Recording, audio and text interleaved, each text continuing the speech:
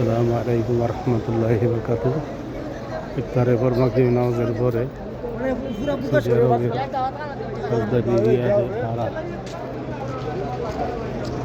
হচ্ছে হারা লোহার রোড। এখানে শতকরা 99 জন হলো বাঙালি। ব্যবসা প্রতিষ্ঠান থেকে কত লোকজন আছে, ক্রেতা বিক্রেতা সবই লোক আমাদের বাংলাদেশি প্রবাসী। বিশেষ করে এই এলাকাতে সিলেটিদের আধিপত্য বেশি। তারপর দ্বিতীয় স্থানে রয়েছেন মোহনবাড়িয়া, গঞ্জাম, মারদাঙ্গা, এরা 2 জেলার মধ্যে পড়ে।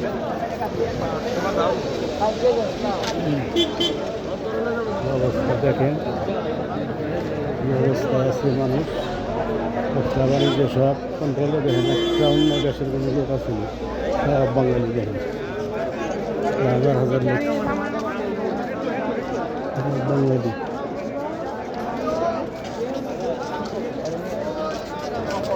এই পাশে যত মার্কেট আছে সব বাংলাদেশি লোক। তারা আরবিদের কাছ থেকে ভাড়া নিয়ে ব্যবসা করতেছে।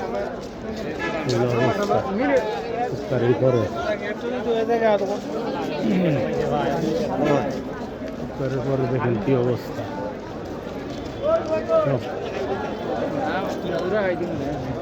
বাংলাদেশের লোক কি পরিমাণ পান খাইতেছে, চা খাইতেছে। পান একটু বেশি খায়, দেশে তারা খাওয়া তারা বেশি। সবজির ব্যবসা তো আছে, 2 সাইডে যত মার্কেট, 1 কিলোমিটার এই জায়গাতে সব আমাদের বাংলাদেশি মালিক পারবে। বাংলাদেশি জায়গা তৃপ্তি রেস্টুরেন্টে না খানা খাই। অবস্থা গাড়ি চলে রাজমহল রেস্টুরেন্ট।